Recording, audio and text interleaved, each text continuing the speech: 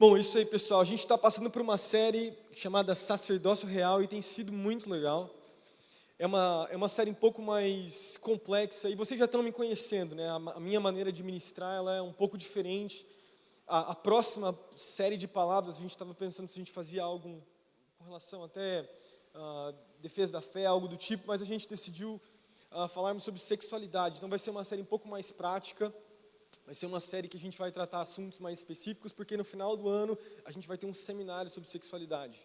A gente vai ter a Juliana Ferron com a gente, vai ter o David Hiker, né? Isso, David Hiker vai estar com a gente também. Vai ser um final de semana bem legal. Vai rolar só no final do ano, né? Obrigado.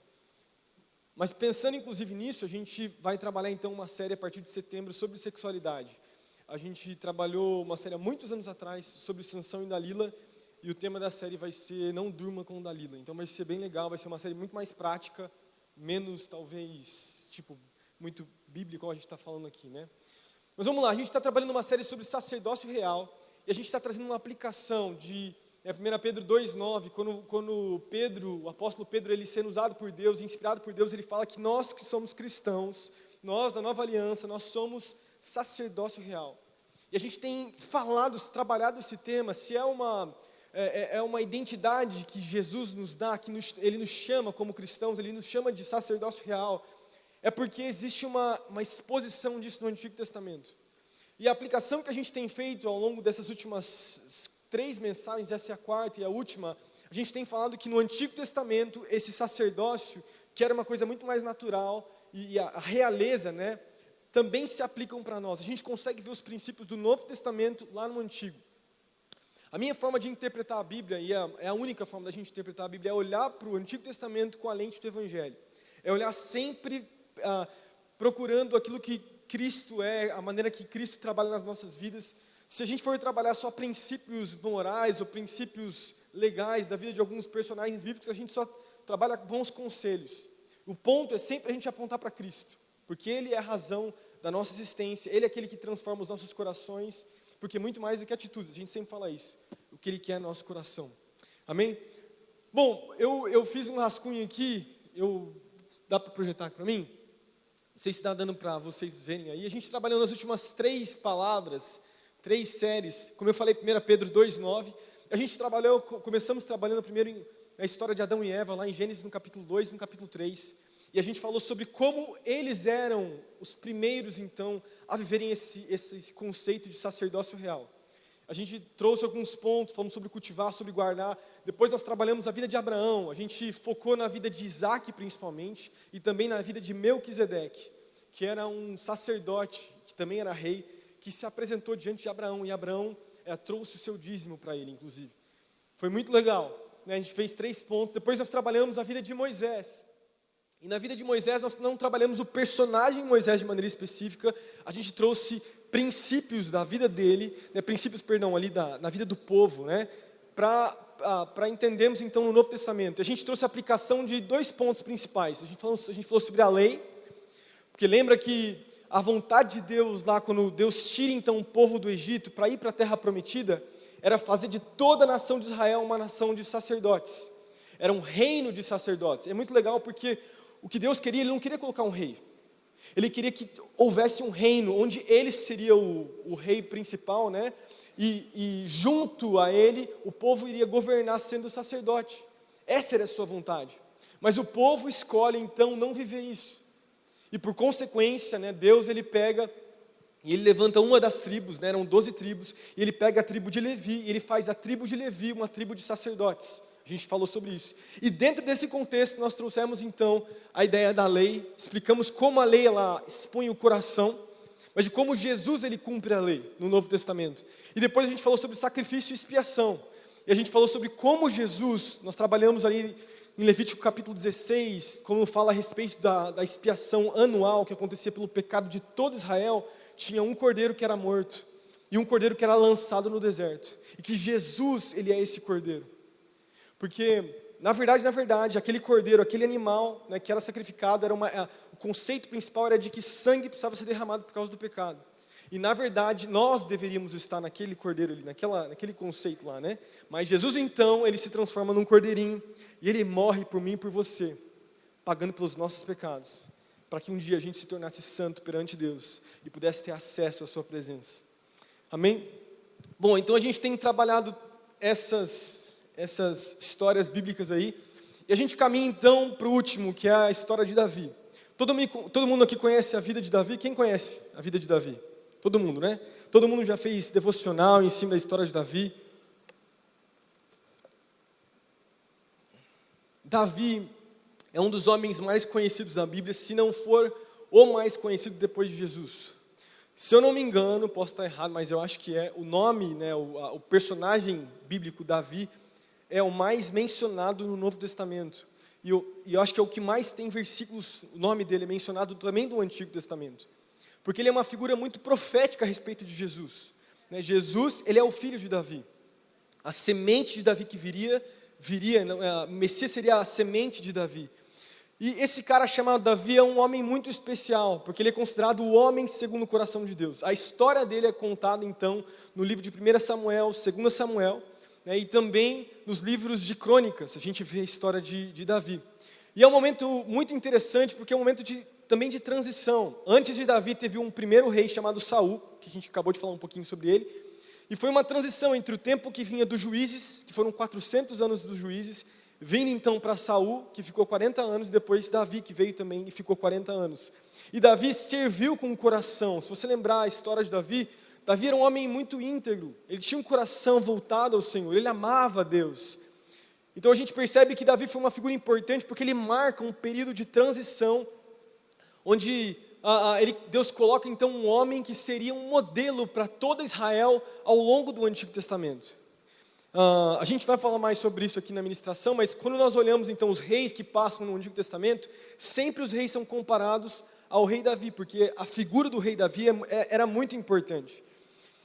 Então nessa noite eu queria trazer 3 pontos, e nós vamos falar, a gente falou na última ministração sobre princípios, né, falamos sobre a lei, falamos sobre o sacrifício, mas hoje nós vamos falar mais, um pouco mais sobre a respeito da vida de Davi, de maneira específica. O que chama a atenção na vida de Davi? Como eu falei, Davi é uma figura profética de Jesus. Jesus é o filho de Davi, ele é a semente de Davi. Existe algo muito especial, porque Davi representa esse homem, a figura messiânica que viria depois. Então eu queria trabalhar três pontos com vocês nessa noite. Pode voltar ali antes, volta a última. Eu vou falar então, os meus 3 pontos nessa noite vão ser sobre Davi, a presença.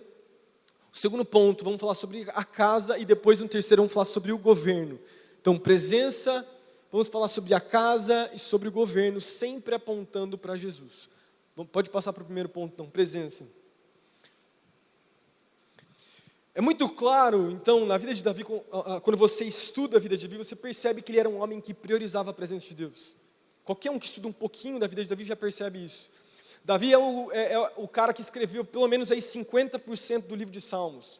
E o livro de Salmos, eles são, na verdade, canções. Então, é muito provável que Davi, ele compunha muito dessas canções, enquanto ele ministrava, ele vivia na presença de Deus. Davi era um homem que amava a casa de Deus, que amava a presença de Deus. Isso é muito lindo, porque se nós formos olhar, então, o conceito do sacerdócio no Novo Testamento, todos nós, cristãos no Novo Testamento, sacerdotes, somos chamados a amar a presença de Deus. Somos chamados a priorizar a presença de Deus. Somos chamados a viver na presença de Deus todos os nossos dias. E não só os crentes, então, no Novo Testamento, mas no Antigo Testamento, as figuras que nós já falamos ao longo das mensagens, também eram chamadas para viver na presença de Deus. Quando você pega Adão e Eva, eles estavam lá, né, cultuando a Deus, na presença de Deus. Você pega então Moisés, você pega Abraão, todos esses patriarcas antes da lei, eles amavam a presença de Deus, eles priorizavam a presença de Deus. E é muito lindo nós percebemos como esses homens, eles viviam para ter comunhão com Deus, porque esse era o propósito das suas vidas.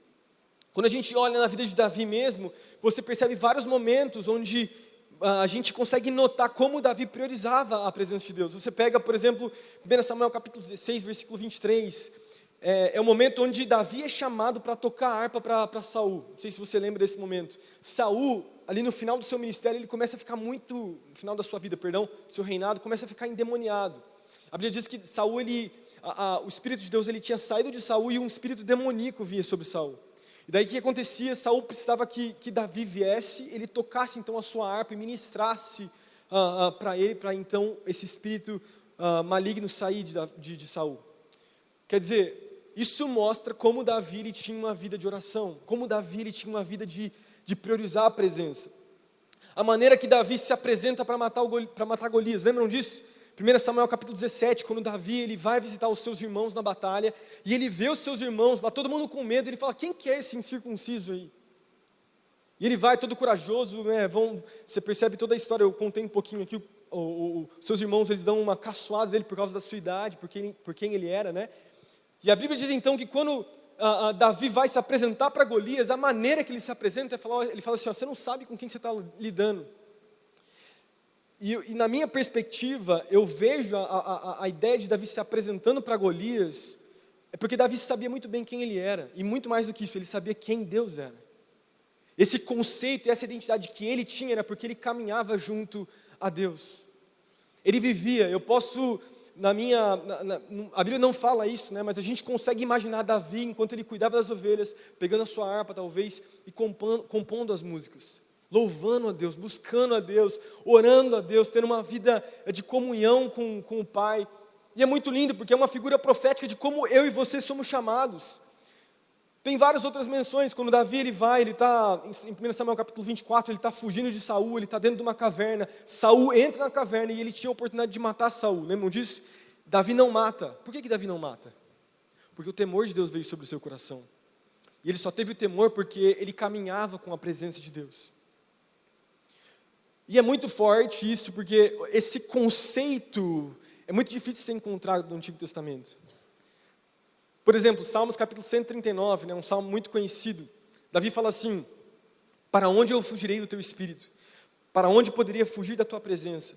Se eu subir aos céus, lá estás. Se eu fizer a minha cama na sepultura, lá também estás. Se eu subir com as asas da alvorada e morar na extremidade do mar, mesmo ali, a tua mão direita me guiará e me sustentará. Mesmo que as trevas me encobrirão e a luz se torne noite, ao meu redor verei que nem as trevas são escuras para ti. A noite brilhará como o dia, pois para ti as trevas são luz. E eu consigo perceber porque, olha só, se a gente pegar ali no livro, quando a gente falou sobre Moisés, quando o conceito de sacerdócio foi apresentado então ali para o povo, era porque o povo eles não buscavam a Deus. Então Deus coloca uma tribo para representar Deus, para que toda a nação tivesse contato com o Senhor, que o sacrifício acontecesse. Mas Davi, o menino Davi, não só o menino, mas por toda a sua vida a gente percebe Davi tendo um conhecimento, ou tendo uma revelação, inclusive profética, até do Novo Testamento, de buscar a Deus, sem precisar ir para o templo. Então ele não precisava do tabernáculo, ele não precisava buscar a Deus num lugar, ele buscava a Deus onde ele estivesse. Vários momentos da sua vida, e eu teria mais exemplos para dar aqui, ele entendia que ele não precisava ir para um lugar específico para ter contato com a presença de Deus. Ele não precisava ir para um lugar onde ele teria talvez um sacerdote sacrificando, ou mesmo estar próximo ali do Santo dos Santos, para poder ter contato com a presença de Deus. E isso é uma figura profética para nós no Novo Testamento. Você sabe que você não encontra Deus somente na igreja. Você sabe que como sacerdote, você não encontra Jesus somente aos domingos, ou somente na célula, ou somente quando você, enfim, Jesus está disponível em qualquer momento do seu dia. Quando você estiver indo para o seu trabalho no ônibus, quando você estiver lá no meio mesmo do expediente, você pode fechar os seus olhos e num piscar de olhos mesmo, em 2 minutos você pode orar ao Senhor em silêncio. E Deus pode falar com você. Porque a presença de Deus, ela está disponível para todos nós. E Davi, no Antigo Testamento, quando ninguém tinha ciência disso, quando ninguém vivia isso, Davi já entendia de que ele precisava da presença. Todas as vitórias que Davi viveu, as decisões importantes que ele tinha, ele buscava a Deus. Tem um momento no seu ministério, também na sua vida, né? Se eu não me engano, é 1 Samuel também, capítulo 30, quando Davi está fugindo de Saul também, né? A Bíblia diz então que ele foi para os filisteus, e ele fica com uma cidade chamada Ziclag. E nessa cidade, então, ele está vivendo na cidade, e ele vai para uma batalha, junto com os filisteus, ele acaba sendo rejeitado. Quando ele volta, retorna para a sua cidade, e esse tempo ele não estava ainda em Israel. Os amalequitas chegam e destroem tudo. E pegam as mulheres, as crianças e levam com eles. E quando Davi chega naquele lugar, a Bíblia diz então que todos os homens que estavam seguindo Davi começam a falar de apedrejar ele. O que ele faz nesse exato momento? A Bíblia diz que ele vai para a presença de Deus. Ele com angústia no seu coração, tinha perdido a sua mulher, os seus filhos. E ele busca Deus. Deus, o que eu devo fazer? E Deus fala, né? Vai em busca que você vai conseguir pegar. E ele levanta então o resto do seu exército, ele leva o seu exército para lutar contra os amalequitas, e a Bíblia diz que eles foram vitoriosos, e tudo o que eles tinham perdido, eles reconquistam mais uma vez. Mas só para a gente pensar que num momento importante de Davi, ele priorizou a presença de Deus. Nós, como sacerdotes, nós como sacerdócio real, nós que vivemos o Novo Testamento, nós somos chamados a priorizar a presença de Deus todos os nossos dias. As decisões que nós vamos tomar e viver, nós precisamos do Espírito Santo falando, se comunicando com a gente.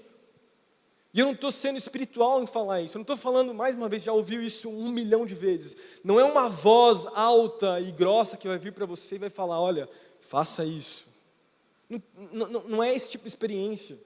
Não é algo místico também, para a gente tentar mistificar um negócio. Pode ser que Deus, sei lá, imagina, um dia, não sei, eu não duvido, Deus pode fazer isso. Aparecer com um anjo no seu quarto, sei lá, e falar com você. Mas 99% das vezes, é uma paz que vai vir no seu coração.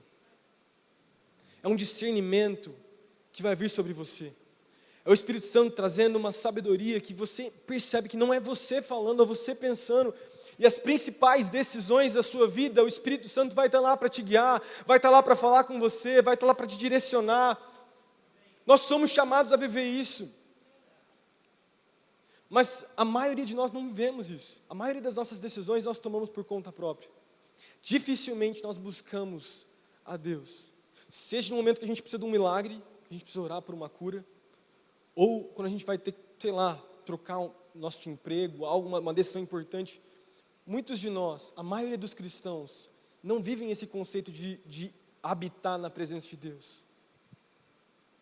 Na verdade, eu posso até afirmar, com plena convicção, que a maioria dos crentes vivem de domingo em domingo e tem acesso à presença de Deus somente quando estão num lugar como esse, onde tem ministros às vezes nos direcionando, mas nós somos chamados a muito mais do que isso. Cultuar, você cultua todos os dias no seu quarto. Buscar a Deus, você é chamado a buscar todos os dias. E é poderoso a gente pensar que Deus, o Deus Criador dos céus e da terra, um Deus tão grande e maravilhoso, Ele pode se limitar a te encontrar no seu quarto. E encontrar simplesmente com você. Uma única pessoa no quarto, Ele vir e falar, olha, e falar com você. Te dar uma paz de espírito. E vir com o Espírito Santo e te constranger. Faz quanto tempo que você não sente a presença de Deus na sua vida? Faz quanto tempo que talvez você não ora? E eu não estou falando de oração antes do almoço só. Faz quanto tempo que você não vivencia uma vida de oração, ou jejua, ou sente algo assim da parte de Deus, onde Deus te tocou? Sabe aquele momento numa devocional sua que você lembra, você pode lembrar, nossa, eu lembro daquele dia, Deus falou comigo. Por que não vivenciar isso todos os dias? O nosso Deus é um Deus de altos e de baixos. Ele é um Deus que está lá embaixo quando a gente está num momento terrível. E também um Deus que está presente nas alturas das nossas vidas. Amém? Estão comigo aí nessa noite? Em Salmo 51, versículo 10 ao 12, Davi, depois que ele peca, ao entendimento de Davi, né? Ele fala, cria em mim um coração puro, ó Deus, e renova dentro de mim um espírito instável. Não me expulses da tua presença, nem tires de mim o teu Santo Espírito. Devolve-me a alegria da tua salvação e sustenta-me com o espírito pronto a obedecer. Mas é muito forte porque ele fala assim, ó, não me expulses da tua presença. Ele tinha plena convicção da importância da presença de Deus na sua vida. A presença de Jesus tem sido importante para você? Que ela possa ser importante para todos nós. Então, vamos recapitular aí. Nós, como sacerdócio real, assim como Davi, que vivia tanto o conceito de governo, quanto o conceito também de mediador, porque a gente vê diversos aspectos, Davi sendo usado como mediador também, né, para o povo. Ele era um cara que priorizava a presença de Deus, e nós também somos chamados a priorizar a presença de Deus. Vamos pensar só, mas já vou entrar no segundo ponto. Se sacerdócio fala de uma posição de servir e de amar, nós só vamos conseguir viver esse conceito se nós formos amados primeiro. Se Deus nos visitar, assim nós vamos poder ser usados por Jesus. Amém? O segundo ponto que eu pensei enquanto eu estudava a vida de Davi é o conceito de casa. O conceito de casa. Queria... como que é o nome do Tiago? Mateus, perdão, gente, Mateus. Você pode tocar para mim aqui? Se ainda que o Mateus está ali. Eu quero ter um tempo da gente entrar na presença de Deus daqui a pouco e vai ser bom. O segundo ponto que eu percebo, então, é o conceito de casa. Davi era um cara que priorizava a casa de Deus. E nós, como sacerdotes, no Novo Testamento, nós somos chamados a amar e priorizar a casa de Deus nas nossas vidas. A casa de Deus precisa ser um lugar importante, um lugar onde nós somos ministrados e nós ministramos. O sacerdote, então, no Antigo Testamento, quando ele ia para a casa de Deus, ele ia para se encontrar com Deus, mas não só isso, ele ia para servir. E esse conceito é muito forte, porque todos nós que somos sacerdotes, nós somos chamados a amar Jesus e a ministrar também juntos. Nós não estamos somente recebendo. O nosso culto também tem a ver com ministrarmos. Tem a ver com a gente ser usado por Deus para fazer no corpo de Cristo. O sacerdote, ele entendia e priorizava a presença de Deus. Salmos capítulo 122, Davi ele fala: alegrei-me quando me disseram, vamos à casa de Deus. Salmos capítulo 84, Davi também, quando ele fala sobre a casa de Deus, quando ele fala sobre o tabernáculo, ele fala, é muito interessante, eu já ministrei sobre isso antes, ele fala assim, Salmos 84, versículo 1 ao 4, como é agradável o lugar da tua habitação, Senhor dos exércitos, minha alma anela e até desfalece pelos teus atos, Senhor. O meu coração e meu corpo cantam de alegria, ó Deus vivo. Até o pardal achou um lugar, e a andorinha um ninho para si, para abrigar os seus filhotes, um lugar perto do teu altar. O Senhor dos exércitos, meu rei e meu Deus, como são felizes aqueles que habitam em tua casa e louvam sem cessar. Olha o conceito de Davi, gente. Eu já ministrei sobre isso antes, acho que eu ministrei no Geração Livre de 2020. Davi, então, certa vez ele está no templo, ele está servindo no templo, ele está na presença de Deus, e ele olha lá no tabernáculo e ele vê uma andorinha. E a andorinha, então, pousa no tabernáculo e ela constrói um ninho. E quando ele olha para aquela andorinha, ele fala, olha só, que privilégio dessa andorinha. Ela está próxima do altar, ela está próxima da presença de Deus, e ela fala, Deus, como é feliz, como é bom esse conceito de proximidade com a tua presença. Tamanho era a prioridade. Então, Davi era um homem que entendia que ele podia buscar a Deus em qualquer lugar. Ele entendia que ele precisava da presença de Deus para tudo que ele fosse fazer ou decidir, ele precisava. Mas ele também entendia que a casa de Deus era um lugar importante. Ele entendia que a casa de Deus era sinônimo de prazer, era sinônimo de privilégio. Como é bom estar diante de ti. Como é bom poder te buscar. Como é bom poder me reunir. E daí a aplicação que nós fazemos hoje aqui, eu quero trazer muito mais, eu quero falar sobre o tabernáculo, que nós somos chamados a olharmos para a casa de Deus, e não estou falando só de um templo, nós somos o templo do Espírito Santo, a gente também vai trabalhar esse conceito, mas nós somos chamados a olhar para a casa de Deus e amar esse lugar. E amar, e priorizar, e valorizar, entender que é uma prioridade nas nossas vidas, e é um privilégio e um prazer. Como você tem olhado para a casa de Deus nesses dias? Qual tem sido a sua perspectiva? Sabe que Deus, nessa noite, eu creio nisso, Ele quer nos dar um coração grato, de poder nos reunir hoje aqui. Você sabe do que tem acontecido no Afeganistão, do outro lado do mundo, de como muitos cristãos estão sendo perseguidos hoje mesmo. Você sabe que os soldados, né, do Talibã, não sei se você ouviu isso, eles têm pegado os celulares dos cristãos. E se tiver um aplicativo como o da Bíblia nos celulares, eles matam na hora. Por causa de um aplicativo. As igrejas foram destruídas, os pastores fugiram.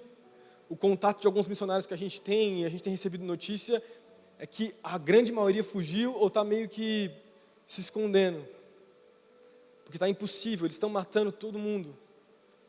E nós, num país como esse, nós temos a liberdade de cultuar. E eu sei que um momento de perseguição traz um coração mais temeroso e de dar mais valor para aquilo que tem. É ou não é verdade? Que o momento de dificuldade nos faz olhar para a nossa vida com outros olhos.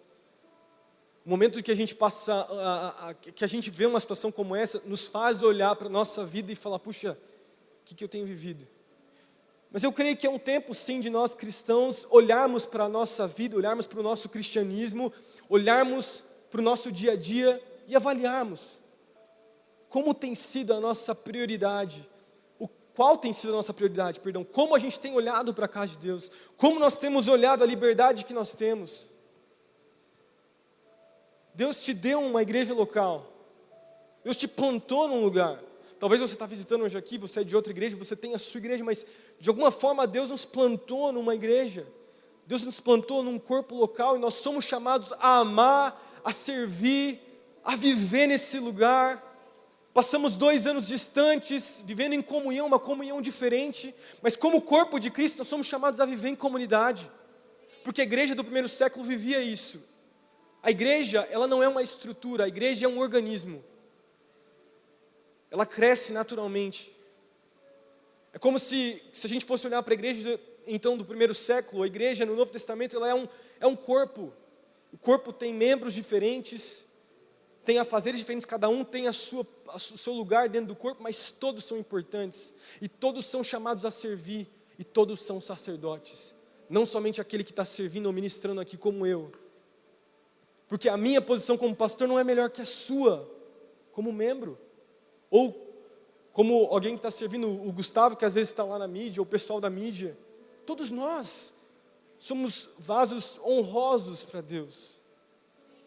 Ele está nos chamando para esse lugar e tem a ver com a postura nossa, de entendermos a nossa posição dentro do corpo. De não sermos alguém à mercê, alguém que está distante, na periferia, mas alguém que se envolve e ama a sua casa. E é muito interessante porque o que eu quero falar nesse ponto é algo profético que aconteceu no tempo de Davi. Quando você olha então para o Antigo Testamento, nós já falamos sobre sacerdócio, a gente falou na pregação passada, na ministração passada, de como Deus levantou uma tribo, chamada a tribo de Levi, e dentro da tribo de Levi ele levantou os sacerdotes. Nem todos os levitas eram sacerdotes, mas todos os sacerdotes eram levitas. Dá para entender isso? Então dentro da tribo de Levi, alguns eram sacerdotes, mas todos os levitas serviam no templo, serviam no tabernáculo. O tabernáculo, nós temos 3 figuras importantes no Antigo Testamento. Nós temos o tabernáculo de Moisés, nós temos o tabernáculo de Davi e nós temos o templo de Salomão. Todo mundo comigo aí? Quero ser bem prático nessa noite para não ser uma coisa bem... Então nós temos o tabernáculo de Moisés. Moisés, como a gente falou na ministração passada, depois ele trazer lá a aliança, as tábuas da aliança, né, com todas as leis que a gente trabalhou na semana passada, ele também, Deus falando com ele, comanda ele, então manda ele construir um tabernáculo. O tabernáculo nada mais era do que uma tenda bem grande. E ele manda então construir um tabernáculo, e nesse tabernáculo seria o lugar onde Deus iria, como se fosse repousar mesmo. Tem vários momentos onde o povo está então vivendo no deserto, né, o tabernáculo se mudava de lugar, tinha toda uma estrutura, mas sempre se montava no meio de todas as tribos. As tribos, elas se assentavam ao redor, então, do tabernáculo. E nós temos, então, no tabernáculo, pode passar para o próximo, nós temos uma figura importante. Não essa, aí, pode deixar nessa aí. Esse aqui é o tabernáculo de Moisés. No tabernáculo de Moisés, e no templo de Salomão, vamos mais uma vez, três figuras principais. Tabernáculo de Moisés, tabernáculo de Davi e templo de Salomão. O tabernáculo de Moisés ele fica acontecendo até o tempo de Davi. No tempo de Davi, começa o tabernáculo de Davi. E daí quando Davi morre, ele deixa dinheiro para que Salomão, seu filho, construísse um templo. Mas o tabernáculo de Moisés e o templo de Salomão são praticamente muito parecidos. A estrutura é praticamente a mesma. A única coisa que vai acontecer é que o templo de Salomão é mais bonito. Mas o tabernáculo, então, de Moisés, nós temos essa estrutura. Nós temos a entrada, né, era como se fosse uma porta de entrada. E logo quando entrasse no tabernáculo, teria então, primeiro, o lugar do sacrifício, onde o povo vinha e sacrificava. Quando entrava no pátio interno, porque fora era o pátio externo, tinha a mesa com os pães que representavam a palavra de Deus. Nesse lado aqui tinha um candelabro que representava então a árvore da vida, lá de Gênesis que a gente falou. E nela também tinha, e ao lado também tinha o incenso que subia e era uma figura do Espírito Santo. E o incenso ele subia e entrava no Santo dos Santos, que representava o trono de Deus. É algo muito lindo que acontecia. Toda essa estrutura aqui era dividida em 3 partes principais. Pode passar na figura mais azul aí. Essa aí. Peguei essa figura do Bible Project também. Então o tabernáculo de Moisés e o templo de Salomão, como eu falei antes, tinha 3 estágios. Tinha o pátio externo, e aqui então acontecia o sacrifício que eu falei para vocês. Tinha o pátio interno, onde só os sacerdotes iam. Aqui todo o povo podia estar junto. E lá dentro, no Santo dos Santos, onde tinha a Arca da Aliança, somente o sumo sacerdote tinha acesso. Mas o paralelo que nós fazemos é que essa figura do tabernáculo ela também está presente em Gênesis. Lembra que a gente já falou sobre Adão e Eva? De como o Jardim do Éden era uma figura do tabernáculo? No Jardim do Éden, você também tem o pátio externo. Nós temos então o que é chamado de Éden. É tudo isso aqui. Era uma floresta talvez, né? Um grande campo. Dentro do Éden, que significa deleite, tinha um jardim. A Bíblia diz em Gênesis capítulo 2 que tinha um jardim, que era o pátio interno. E dentro do pátio interno tinha uma árvore, que é chamada então de árvore da vida. Lá em Gênesis, a ideia de Deus, o que Deus queria, era que Adão e Eva e todos os seus filhos pudessem então ter acesso à árvore da vida. Pudessem ter acesso ao Santo dos Santos. Mas porque Adão e Eva escolhem então comer da árvore do conhecimento do bem e do mal, Deus os tira dali e Ele estabelece então uma tribo, e da tribo só uma pessoa poderia ter acesso ao Santo dos Santos. Está dando para entender o que eu estou falando?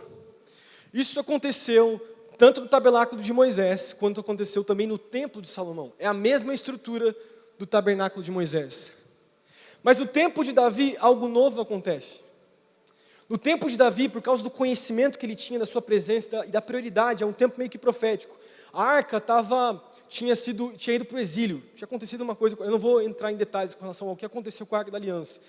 Quando Davi assume o reinado, a Bíblia diz que ele assumiu primeiro o reino do sul, que era só Judá, depois ele assume toda Israel. E a primeira coisa que ele faz é conquistar uma cidade que ficava no centro da terra, chamada Jerusalém, que até então não tinha sido conquistada. O que ele faz então? Ele conquista a terra, ele faz de lá o seu palácio, e quando ele está lá, ele fala, eu não posso governar sem Deus aqui. Ele pede então para que a Arca da Aliança, que estava perdida numa outra cidade, a gente já vai falar, venha e fosse construída e colocada do lado do seu palácio, para que o trono de Deus, porque a Arca da Aliança representava o trono de Deus, pudesse governar junto com ele. Olha que legal.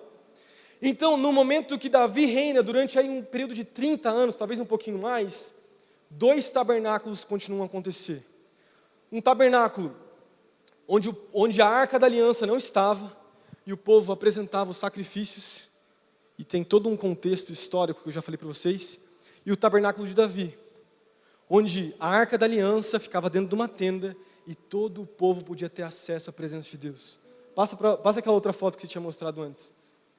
Essa aí. Esse aqui foi o tabernáculo de Davi.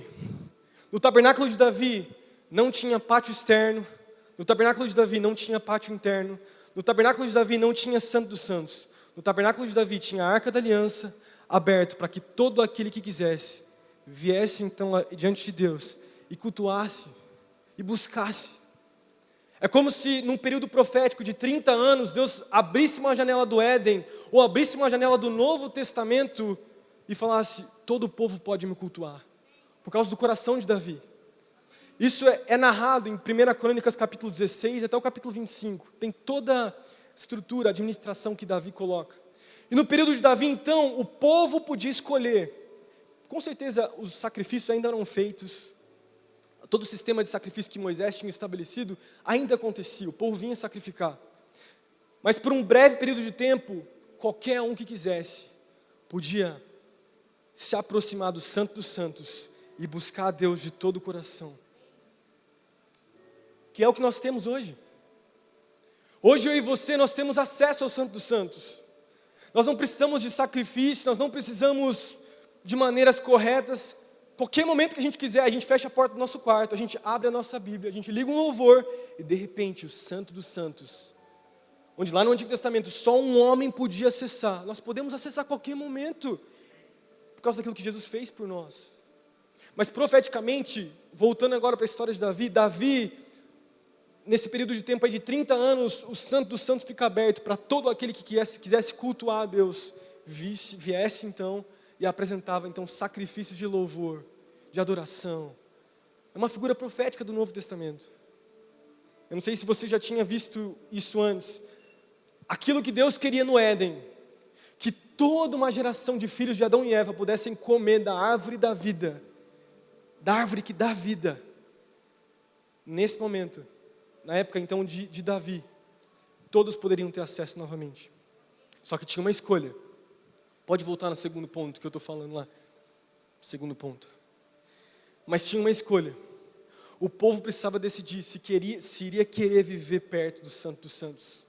O povo tinha que decidir se queria ter a mesma proximidade que um sumo sacerdote teria. O povo teria que decidir se ia viver só de religiosidade, entregando então sacrifícios sem um coração no lugar certo, ou se entregaria os sacrifícios porque tinha que sacrificar, mas também buscaria Deus de todo o coração, se encontrando com a sua presença. Sabe que a aplicação que nós fazemos hoje no Novo Testamento é exatamente essa. Da mesma forma que os homens e as mulheres lá de Israel, no tempo de Davi, tinham o poder de escolher se iam para a presença de Deus, ou se viviam só uma vida de religiosidade, nós também somos chamados, nós temos essa opção. Você pode ver uma vida de religiosidade todos os dias.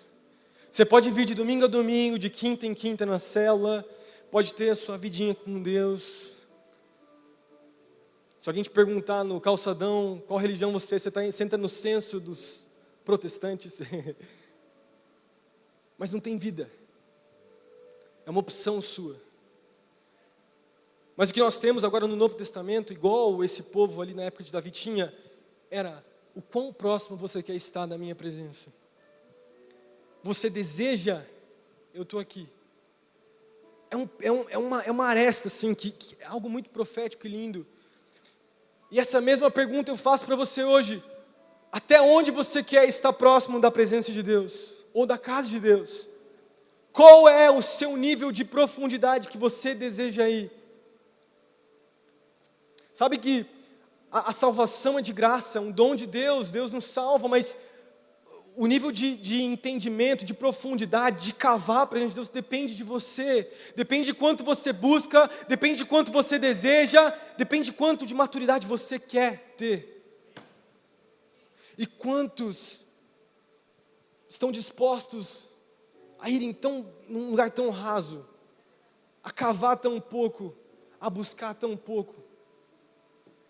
Dentro de uma congregação como essa, eu não sei, existem diferentes níveis aqui, mas o ponto é que você decide o nível que você vai chegar, porque a presença está disponível para todos nós.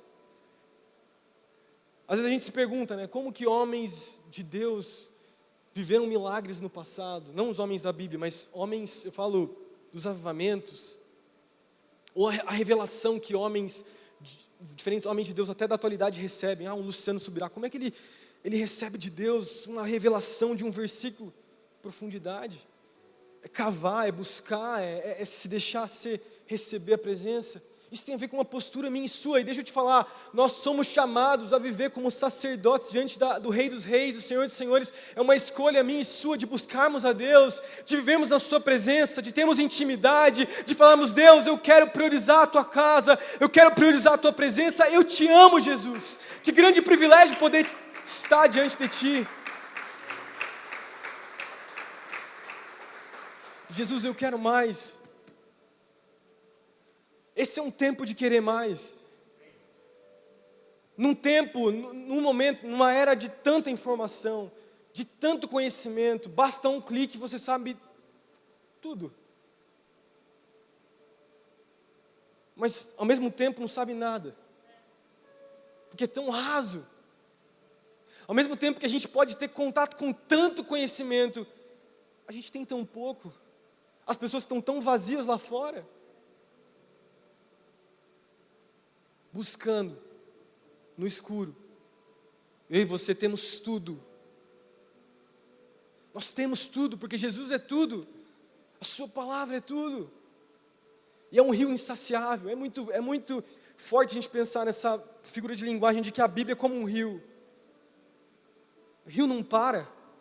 É uma fonte. Você pode pegar num rio e você fica tirando água, como você vai no mar, sei lá, e tenta tirar água do mar. Não vai, não acaba. Assim é a presença de Deus. Não acaba. E Deus está nos chamando para esse lugar. Deus está nos convidando para esse lugar. Vocês estão entendendo o que eu estou falando nessa noite? Deus tem nos chamado a amar a sua presença, a amar a sua casa. Uma figura profética. E meu último ponto, governo. Governo.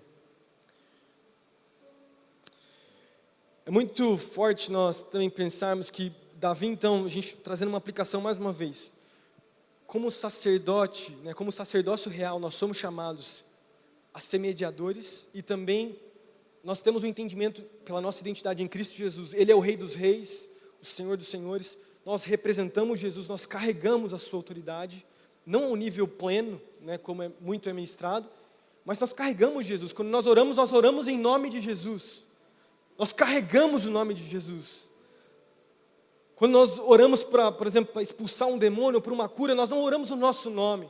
Nós não oramos porque nós temos poder. Nós oramos porque nós temos o entendimento que Jesus, Ele habita dentro de mim, dentro de você. E Ele, não você e nem eu, tem poder para curar, tem poder para salvar, tem poder para transformar. Esse é o poder do nome de Jesus. Davi e todos esses patriarcas do Antigo Testamento, eles tinham essa convicção. Desde Adão e Eva, quando eles tinham sido chamados para representar Deus na criação, eles carregavam essa realeza, eles representavam Deus. E Davi não era diferente, ainda mais como rei. Ele vivia para o governo. E como eu falei antes, quando você pega a lista dos reis, tanto do sul quanto do norte, eles sempre são comparados a Davi. Tipo assim, quando um rei era bom, falava assim, Ezequias caminhou conforme o seu predecessor Davi. Sempre é isso. Ou Amós, que foi um rei ruim. Amós não caminhou como Davi. Porque Davi é tido como um modelo. Porque Davi era um homem segundo o coração de Deus. Porque Davi governava para o povo e buscando a Deus. Mas Davi não foi um homem perfeito. Você sabe da história. A história de Davi é como se fosse um telhado. Ele vai indo super bem às batalhas, ele buscava Deus, Deus promete uma linhagem que dele viria inclusive o Messias. Mas chega um momento onde ele fica confortável na sua vida. Chega um momento onde tudo está muito bem, e a Bíblia diz então que no tempo onde os reis iam para as batalhas, Davi decide ficar no palácio. E é nesse tempo que, em vez dele viver como um rei de verdade e governar, ele fica no palácio descansando, e ele olha uma mulher da janela do seu quarto lá, Betseba. E a Bíblia diz então que ele se apega a essa mulher, ele tem relacionamento sexual, ela fica grávida dele, e por conta disso ele vai e mata um homem chamado Urias. Tem todo um contexto, eu não vou entrar, mas um grande pecado, e como consequência desse pecado, a família de Davi é destruída. O seu reino começa a ser despedaçado, ele vai para o exílio, tem muita coisa que acontece, pecado atrás de pecado, ele é um péssimo pai, ele não governa conforme Deus queria. Você percebe várias falhas no caráter de Davi. Sempre se arrependendo, sempre se posicionando, mas um rei que não era perfeito. E chega no leito de morte, no capítulo da sua morte, a Bíblia diz que ele também comete um baita de um pecado. Nos últimos dias da sua vida, a Bíblia diz que Davi manda fazer um recenseamento, manda contar todo o seu exército. E era proibido pela lei contar o exército, porque isso mostrava dependência de Deus. Tipo assim, Deus não queria que você soubesse dos números, Ele queria que os reis dependessem dele. E Davi faz o que a lei dizia para não fazer. E ele faz, próximo da sua morte, mais um pecado. E o meu ponto aqui é que, ao mesmo tempo que Davi é um modelo de rei, ele também não é. Ele errou muito. Mesmo sendo uma figura profética de Jesus, né, porque esses patriarcas, todos eles são, ele errou também demais, pecou muito. Ele em algum momento na sua vida, decide não comer da árvore da vida, da presença de Deus, e decide tomar suas próprias decisões, decide comer a árvore do conhecimento do bem e do mal, decide conhecer a maldade. Assim como Abraão também viveu isso. Abraão, como a gente já falou, em vez de confiar na presença de Deus, em vez de confiar no que Deus tinha prometido para ele, ele decide tomar suas próprias decisões, e decidiu o que era certo aos seus olhos. E ele se deita então com Agar. E tem toda uma consequência de um pecado de Adão, né? De Abraão. Moisés também foi a mesma coisa.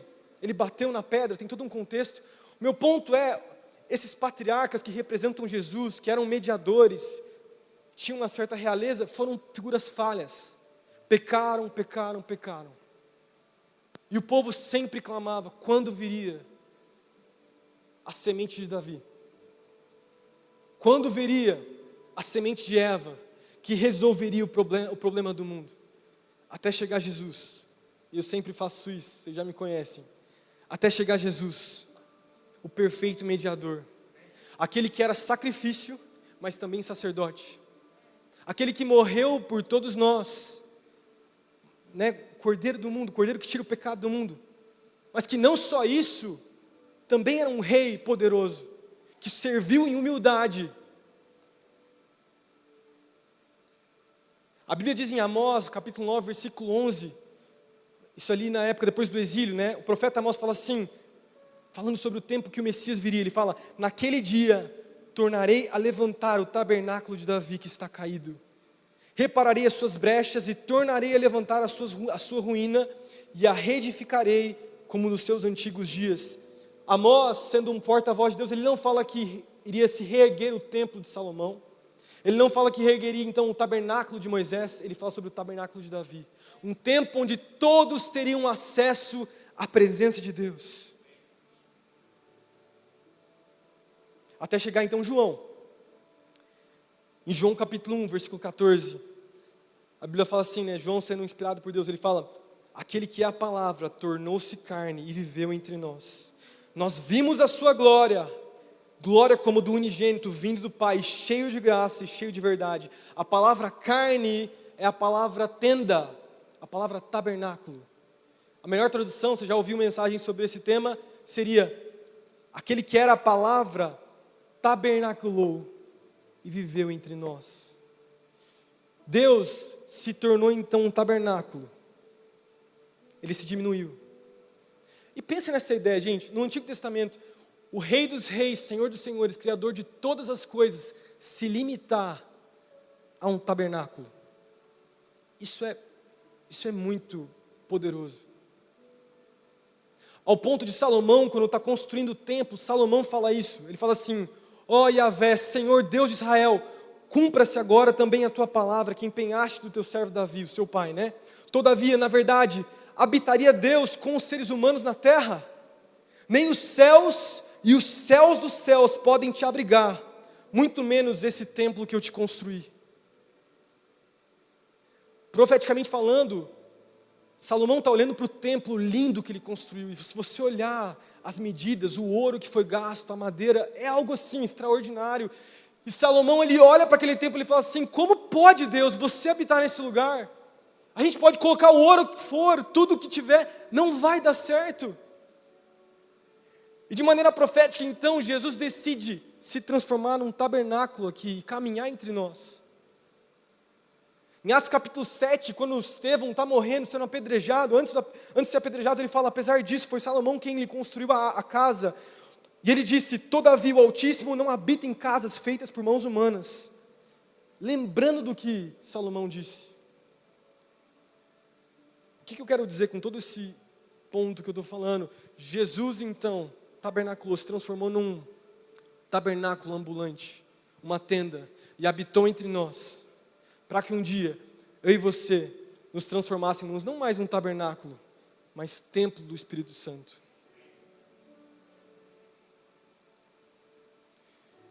E mais uma vez, imagina isso, o Criador de todas as coisas. Pensa nessa realidade. Aquele que estava presente no início de tudo. A causa primária. Aquele que, com a sua palavra, fez com que tudo começasse. Primeiro dia, segundo dia, terceiro dia, quinto dia, todos os dias passando. Aquele que tem poder nas suas palavras, decidiu se transformar num humano, num homem, como eu e você, feito de carne e osso. Isso é muito poderoso. E ele decide então morrer, para que um dia nós se transformássemos no seu templo do Espírito Santo, mas não só isso, agíssemos como sacerdotes, representantes do Rei dos Reis, do Senhor dos Senhores, realeza, aqueles que carregam e representam Jesus nesse mundo. Eu não sei se você faz ideia do tanto de coisa da sua identidade em Cristo Jesus. Eu não sei se talvez agora com todas essas mensagens que nós ministramos hoje aqui, foram 4, trazendo um contexto mais histórico e profundo do que significa ser sacerdócio real. Essa é a sua identidade. Jesus olha para mim, para você, e Ele fala: você é isso, vai e haja como tal, seja meu representante, porque eu já paguei o preço, e o preço foi alto, mas eu já paguei, e por isso você pode me representar, por isso você pode ser usado por mim. Vamos ficar de pé comigo nessa noite.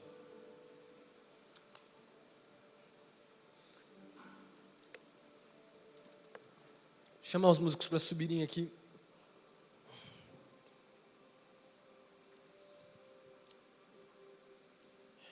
Eu sei que nós caminhamos pela Bíblia aí ao longo dessas 4 mensagens, a gente fez um panorama todo. A próxima palavra eu prometo que vai ser um pouco mais prática. Tenho a tendência de ser mais assim. Mas eu creio em jovens que entendem na sua identidade em Cristo Jesus.